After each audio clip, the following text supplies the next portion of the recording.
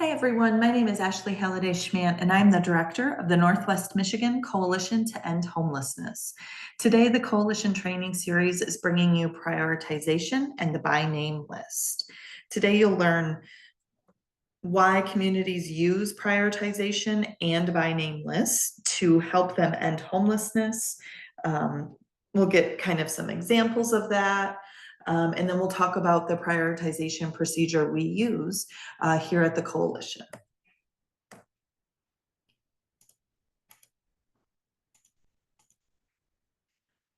So first we'll talk about just what the by name list is.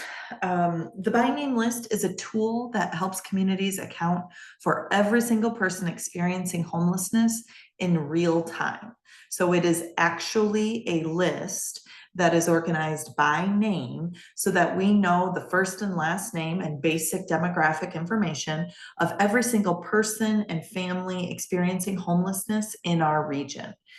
We need to remember when we're talking about a by name list, it is the people who are known to our homeless response system. There isn't some magical way to figure out if someone just kind of walks into our community and is experiencing homelessness. It's not that real time in the sense that their name magically appears on a list, right? We have to have, communities rather, have to have robust street outreach teams and coordinated entry systems, which we'll talk about in a minute, to make sure that folks are seen and they are connected as quickly as possible to the homeless response system. If you don't have a robust homeless response system and teams working to identify folks experiencing homelessness, your by name list is not accurate. The by name list should include every single person in your community experiencing sheltered and unsheltered homelessness. And by unsheltered homelessness, I mean people staying in temporary emergency shelters, that sort of thing, not folks who we do not count as category 1 or literally homeless, right? So it's list of everyone experiencing literal homelessness, both sheltered and unsheltered. This is the critical first step to solving homelessness for the entire community.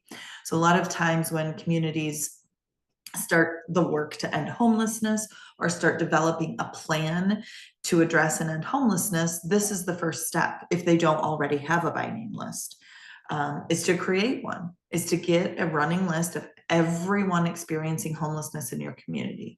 The next step would be then to assess all of those people and try to figure out alongside them what type of housing intervention do they need to end their experience of homelessness. And that speaks more to prioritization, which I'll get to in a minute. But first step is by name list and really refining that. If you think about anything you've ever kind of, well, not prioritization, but you think about kind of any group of people that we need to group folks into, a classroom size, a list of staff, a list of volunteers. We need a by name list of all of the folks in a given group to be able to identify needs or contact information or whatever you're working on. So it's no different with homelessness. We need a running list of people we are serving and who are experiencing homelessness in our community. So we've had a by name list in our region for just under a decade, I would say, some version of it. Now it has evolved over time. In the beginning, it was kind of providers scratching down on a sheet of paper the people they knew who were experiencing homelessness, experiencing unsheltered homelessness. We would then compare that to who was in shelter, our PIT counts, and that would kind of give us a number.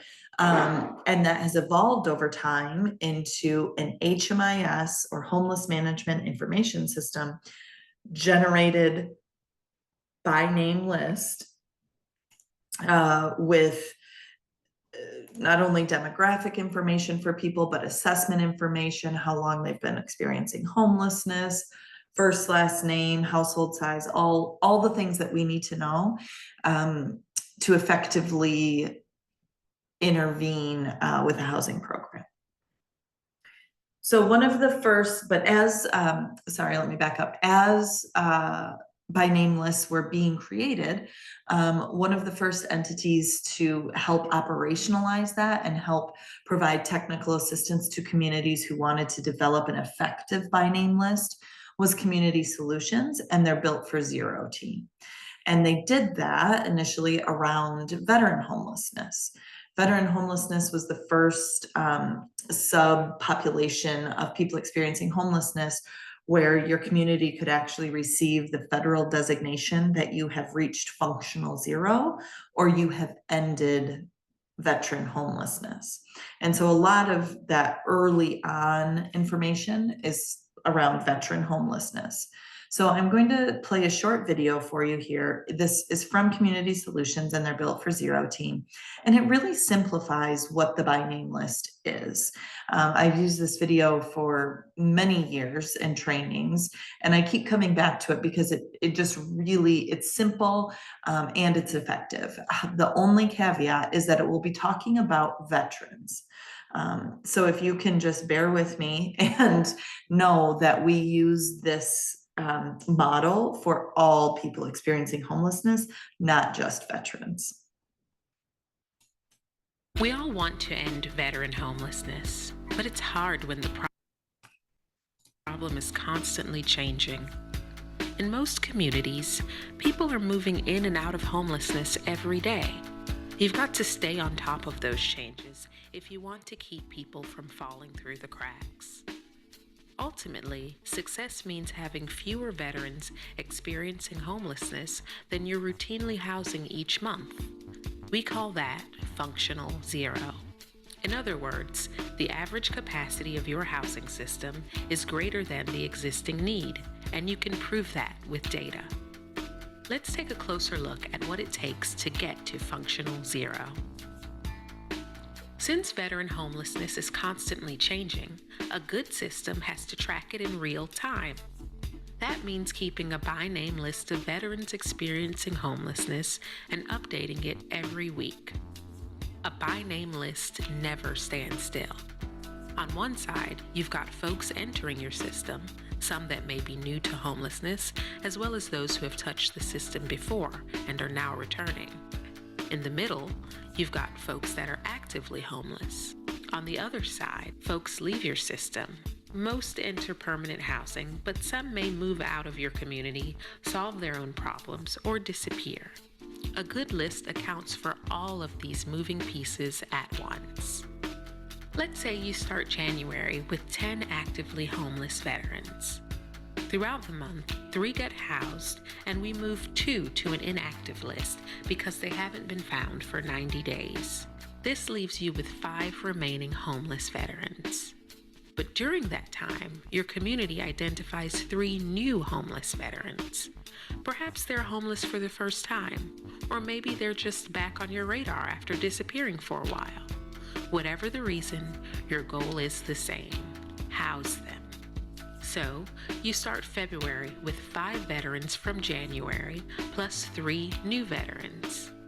As you go through each month, pay attention to the total number of homeless veterans remaining relative to your average monthly housing rate. You're looking for the first number to be smaller than the second. In February, 2 veterans get housed and 1 goes inactive. At the same time, you identify 6 new veterans who need housing. All in all, 3 veterans came off the list, but 6 moved onto the list. So the community starts March with 11 actively homeless veterans. Do you see what happened there? 3 veterans came off your list, but the total number of actively homeless veterans didn't drop. It went up because new veterans also entered your system. That's why it's so important to understand your inflow every month. In March, 5 veterans move off the list and 4 veterans get added, which means you enter April with 10 homeless veterans remaining. It goes on like this for a while. Ebb and flow, ebb and flow. Remember, you're looking for the moment when the number of homeless veterans remaining drops below your monthly housing average. There. Did you see it? Functional zero. As long as the average number of veterans your community is moving into housing each month is greater than or equal to the number of veterans on your list, you're sustaining functional zero. Congratulations, and thank you for your service to America's veterans. Okay, so that was just a little snapshot. It talks a little bit more about inflow and outflow, but I think that's a good place to get grounded in our work. We do measure as a coalition monthly inflow and outflow, both of the general population of people experiencing homelessness, and then subsets within that. So veterans, families, youth, and people experiencing chronic homelessness. So don't feel if that was a little confusing, just go back and rewatch it. I mean, sometimes it can take a couple times. For new folks who are coming into the field of ending homelessness, you don't need to memorize every single component of that video. What we're looking for here is that you have a touch point to the higher system level design that we're trying to achieve here and how we're trying to end homelessness. As you've probably seen in some of the other training videos, we know that homelessness or ending homelessness does not mean people will never enter homelessness, as you've seen in the video. Unfortunately, that's likely to continue to happen. However, if we are housing more folks than we have entering homelessness, and we're getting closer and closer to functional zero, we know we're doing the right thing. So that is why we do a by name list. It helps us measure how close we are to actually achieving a functional end to homelessness. So now let's talk a little bit more about prioritization. Within the by name list, we also have priority groupings subsequent to that. So if you think about a group of people experiencing homelessness, within that group, let's call it 100 people just to be easy. There's 100 people experiencing homelessness. Not every single one of those folks needs the same housing intervention to end their experience of homelessness. They all need housing because we know housing is the only solution to homelessness. However, the type of housing, how much it costs, the bedroom size, and the type of supports needed for the person to be successful at maintaining the housing, it's all different. It's different for every single person. So we need to be able to prioritize our limited resources to make sure we're meeting the need best of the individual. So these are the main reasons we do this. One, like I said, there's limited resources. The need right now in our community, and it has been for very, very long time, the need for housing is much greater than how much housing is actually available. And so when we have that discrepancy, we need to be able to prioritize the limited resources we have to folks who are in the greatest need. It helps us with efficiency and effectiveness of our system so that we don't have huge backlogs of people and we don't have huge numbers of people experiencing unsheltered homelessness who end up dying on our streets while they wait for housing, because people who didn't need it as much get it before them. So hopefully that makes sense to you. I'll tell you a little story to help it connect also. When I first came to this community, we were just starting to think about how to prioritize. There were a few folks who were kind of pioneers of this movement to prioritize our services. Kind of what happened and the turning point to get us really committed to prioritization was one year we had 15 people die on our streets. And many of them died living unsheltered. And we were still spending the program dollars we had. So we knew they weren't going to the right people.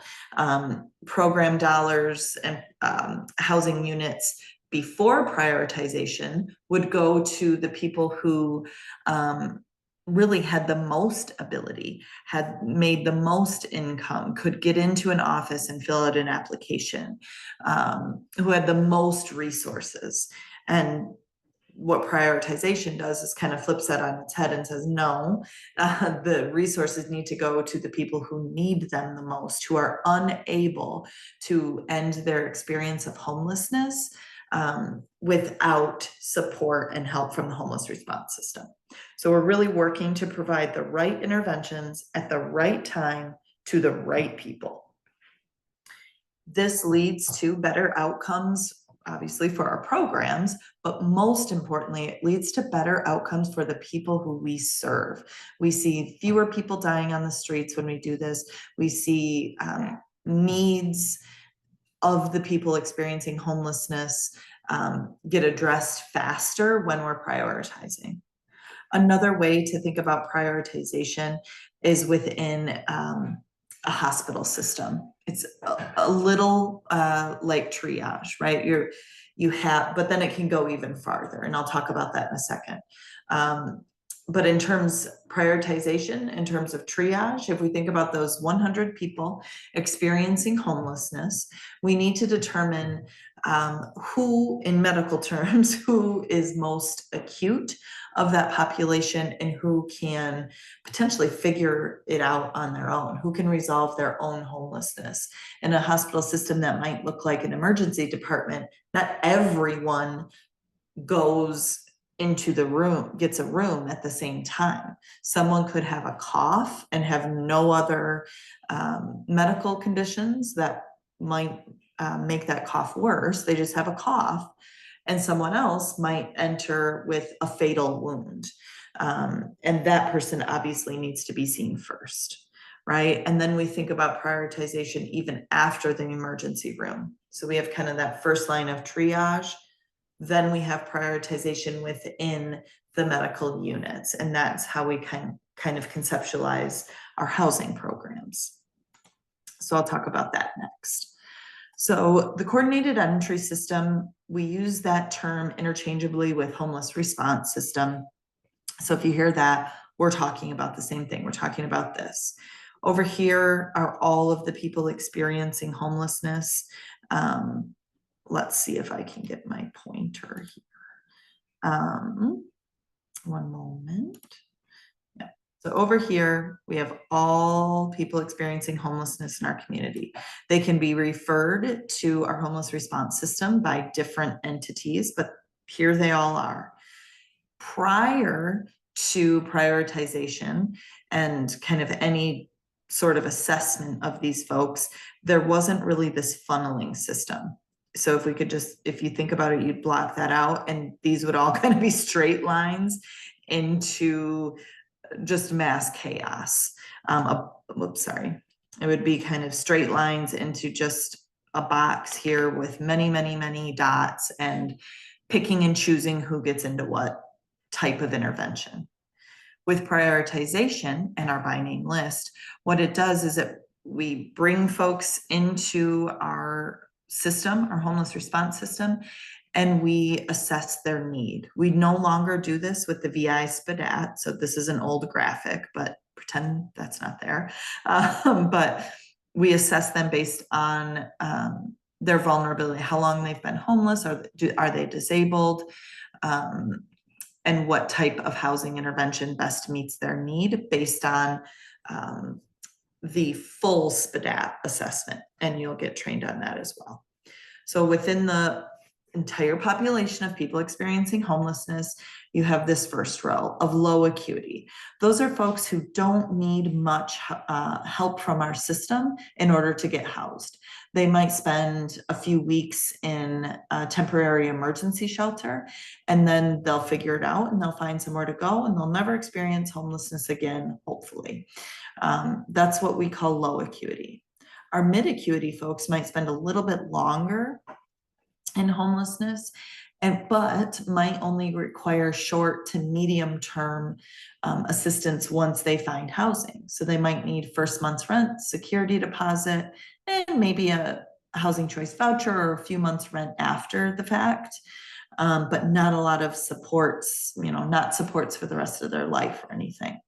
And then we have our high acuity people. These are the folks who will need significant intervention and support services to stay housed. These are our top priorities. So when a housing unit becomes available, we look to our by name list. So let's pretend our permanent supportive housing provider has a unit, or I'm sorry, has a program slot open. We go to the by name list and we see who is the highest acuity, who has the most severe service needs, and would match with that unit. And that's who, or I'm sorry, that program slot. And that's who we would prioritize first for that program slot. Prior to this, providers would just kind of, this middle section would not exist. Let's see if I can give you a little bit of a visual for that. So prior to the by name list, this was not there. Okay, this by name list, all of this wasn't here, this wasn't here, and people simply went from, just kind of got referred to an agency, and if they happened to be referred to the correct agency, they got housed in whatever program was available at that time. We've heard stories of the day that program funding would become available, like usually around October 1st, there'd be a line around the door of certain agencies, and that's who would get in, and that's who would get the assistance. Obviously, that's no longer. And now we have a better, more efficient and effective and equitable way for people experiencing homelessness to get to the right housing intervention that meets their needs. And this is the written standards for how we do that. So the way we prioritize people experiencing homelessness in our community is first by chronicity, or determining if they are experiencing chronic homelessness.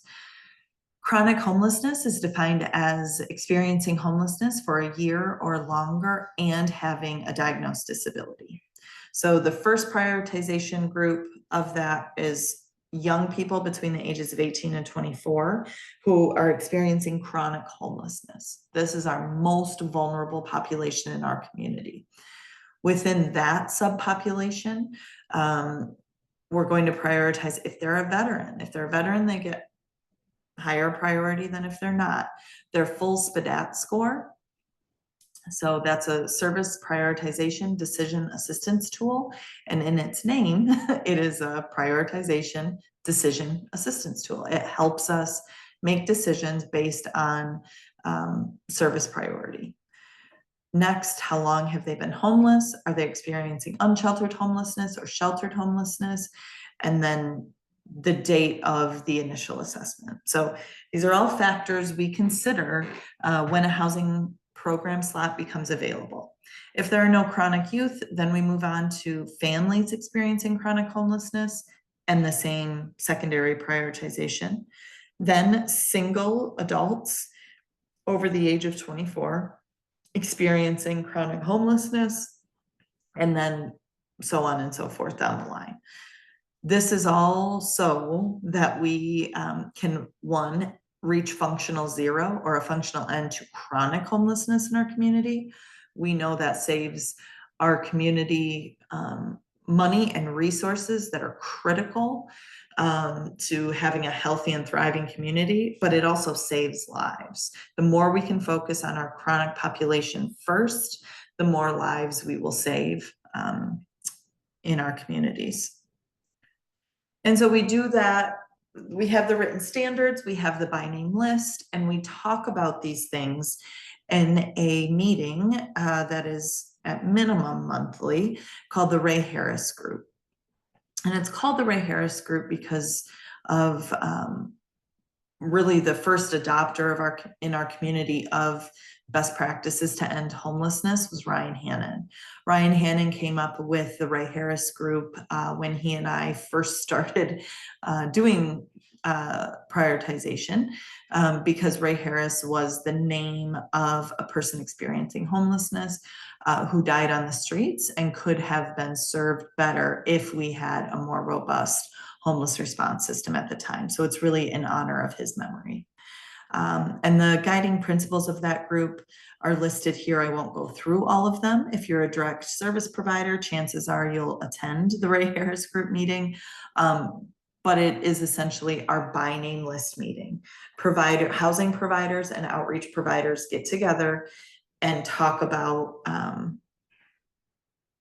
program slots becoming available, and they will match program participants in real time to those program slots and units.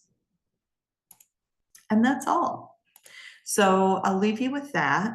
Obviously, you'll get more on the ground training as you come into the homeless response system and potentially even attend a Ray Harris or by name list meeting in the future. And please always reach out if you have any questions or concerns. And thanks for being a part of the work to end homelessness.